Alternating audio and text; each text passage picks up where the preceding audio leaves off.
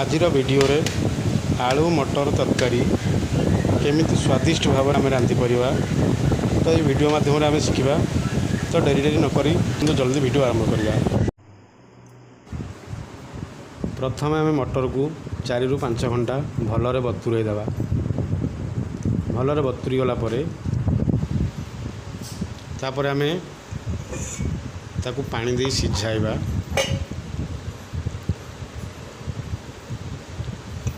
ये आम मटर पूरा सिझी जाइए। आम ताकू तलू काढ़ीदे। तरकारी अदा रसुण पेस्ट, पियाज पेस्ट, कटा होइथिबा टमाटो, लंका गुंड, हलदी गुंड, चिकेन मसला, गरम मसला एवं धनिया पाउडर, सिझा होइथिबा मटर, सिझा होइथिबा आलू। तेल गरम करवा।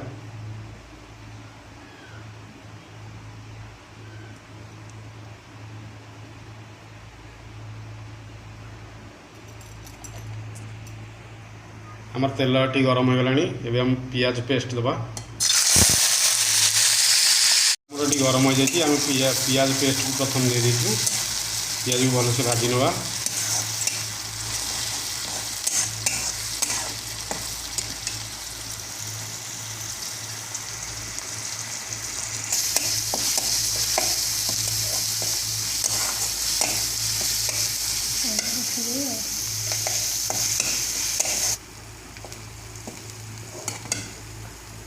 देखु तर पियाज आमर नाली हो जाए।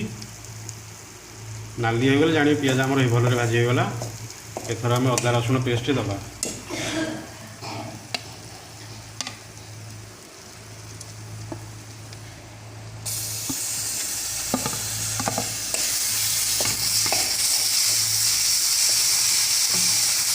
टिके पानी ऐड करवा।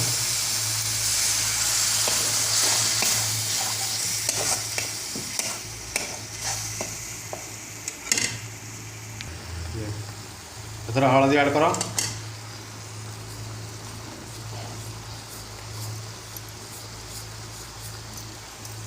आमर हलदी पड़गला। लंका गुंड देदेबा।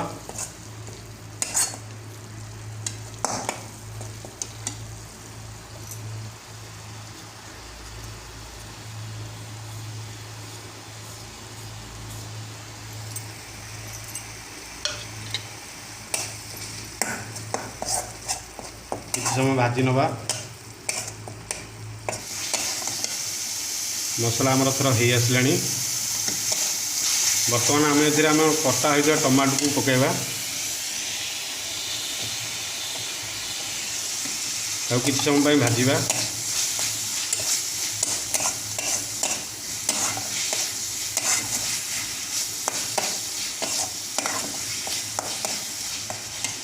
मसला टिके लागिगला भाई होती पानी ऐड करदे। और पानी टिके ऐड हो जाए। देखो केते बढ़िया से मसला सिझी आलू को आम एमती न काटी आलू को आम चकटा भाया करवा। चकटा करने द्वारा आम तरकारी बहुत टेस्टी होता है।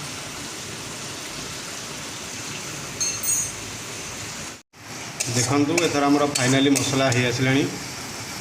देखु मसलार तेल छाड़ी आसला। ताने मसला आमर पूरा रेडी हो गला। एथर आम सिझा होता मटर और आलू को ऐड करवा।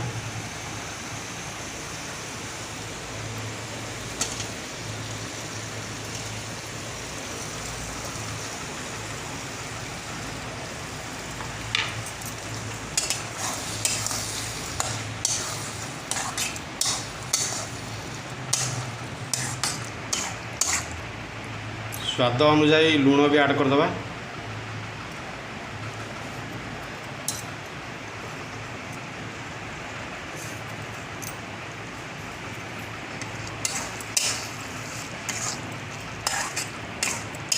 एथर हम पानी ऐड करवा।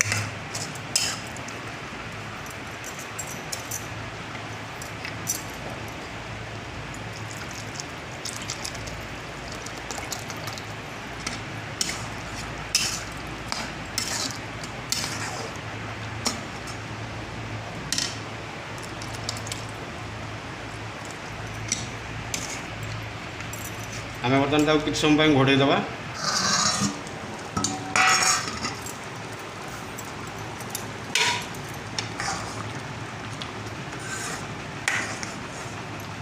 देखु मटर आम थोड़ा हो आसला, आलू मटर तरकारी आम थोड़ा हो आसला। आम एथर गरम मसला ऐड करदे।